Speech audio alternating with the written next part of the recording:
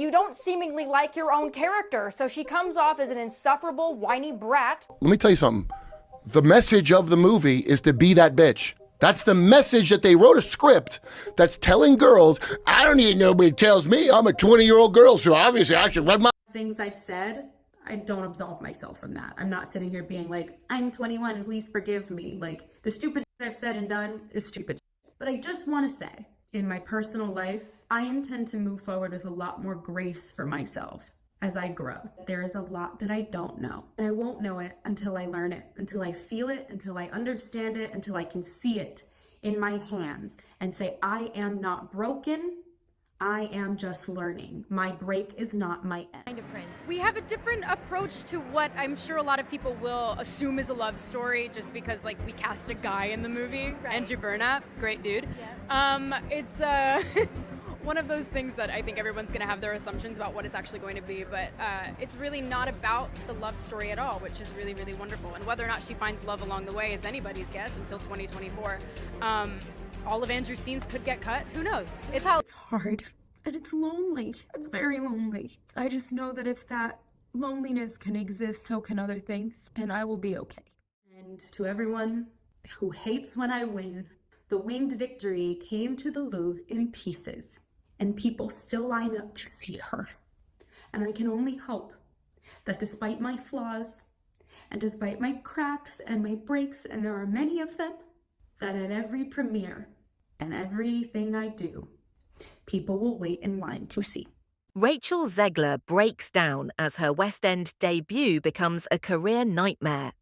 Rachel Zegler's latest chapter isn't a headline. It isn't a trending TikTok sound. It isn't a glamorous red carpet moment or a viral PR stunt. It's a slow, painful unraveling, live, unfiltered, and painfully public. Her big stage debut in London's iconic West End was supposed to be the comeback, the fresh start, a redemption story. But instead, it's turning into a career horror story in real time. Let's talk facts. Rachel Zegler was cast as Eva Peron in Evita, one of the most revered and iconic musicals of all time. We're talking Andrew Lloyd Webber, Tim Rice, songs that are legendary, venues that are historic. The London Palladium, a theatre with over 2,200 seats and a legacy that demands excellence. To land this role should have been a triumph, a massive win. But what's happening behind the scenes is the opposite, a slow collapse, a reality that no marketing team, no publicist, no Disney-level damage control can spin away. Why? Because no one is showing up. And I don't mean the show isn't sold out. I mean empty aisles, vacant balconies, entire rows sitting in silence as the curtain rises. On some nights, you could count the number of audience members without taking off your shoes. Ticket prices are plummeting. Seats are being offered for less than a basic dinner in London, €29.50 for one of the most iconic musicals in the world. And still, nothing. The worst part? You can see it on her face, in interviews, in press junkets. In the cautious way she talks about the show, it's not excitement anymore. It's not even anxiety.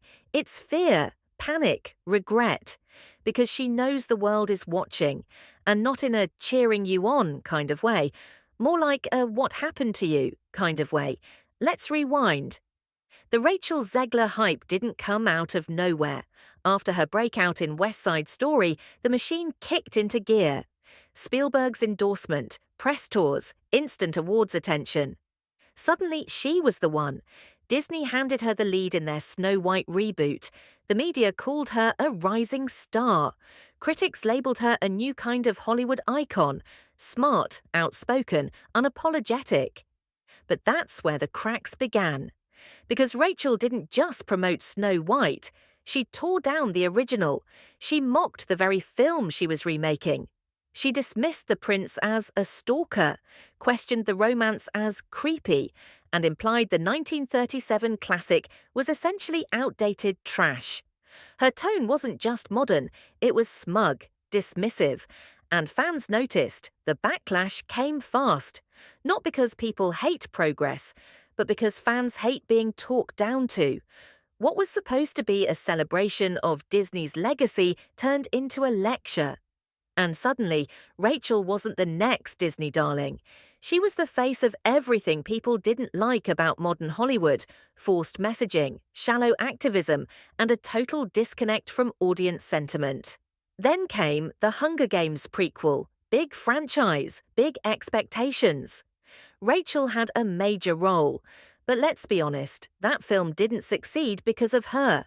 It succeeded in spite of her.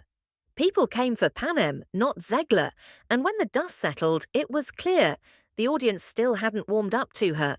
So what did the studios do? Double down.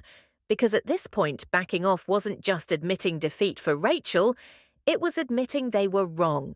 That they misjudged the audience, that they picked the wrong star to build an empire around. Enter Evita, a last-ditch effort, a Hail Mary. And look, credit where credit's due, Rachel can sing, she can act. There's no question about raw talent. But what Evita demanded wasn't just talent. It demanded connection, heart, presence, the ability to step onto a stage and make 2,000 people feel something. Instead, she stepped onto that stage dragging a mountain of baggage: the Snow White controversy, the TikTok rants, the cold fan encounters, the reputation of being arrogant, difficult, dismissive. And no matter how many times she hit the high notes, the crowd never showed up. I checked the booking pages myself. June, empty. July, more of the same. August, no signs of life. This wasn't just a slow start. It's a catastrophe. And the kicker? Reports claim the show raked in €4 million in pre-sales before she was even cast. Which begs the question, if that's true, why are there still entire rows available weeks before the show opens?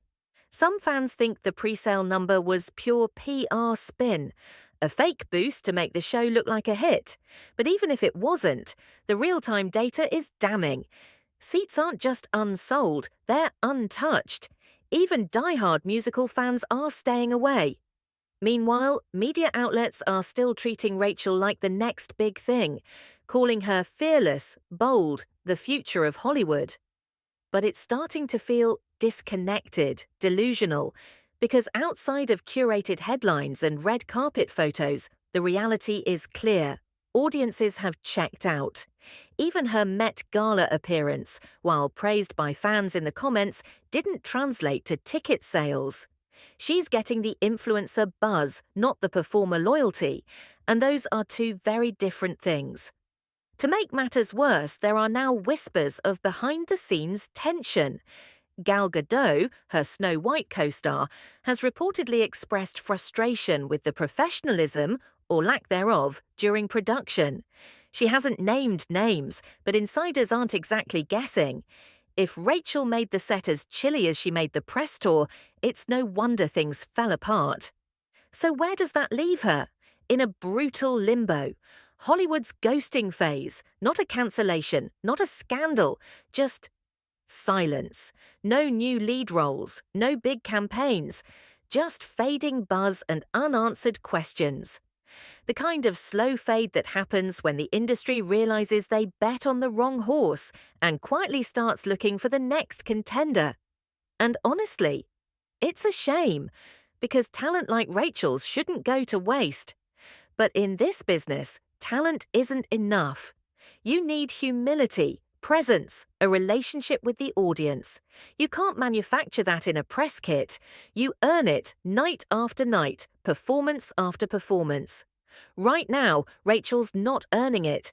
She's learning, painfully, what happens when you skip the connection part and go straight for the spotlight. And the lesson: you can't lecture your way into someone's heart. You can't rewrite a classic and expect everyone to clap. You can't call beloved stories weird and then wonder why no one shows up to support your own. You have to respect what came before, and you have to listen when the audience speaks. Because the truth is, the audience always decides. Not the studios, not the casting directors, not the influencers, the people in the seats. And right now, those seats are empty. If Rachel wants to survive this moment, she's going to have to do what many before her couldn't. Reset, reconnect, humble herself. Let the work speak again, not the politics, not the interviews, not the controversy, just the performance.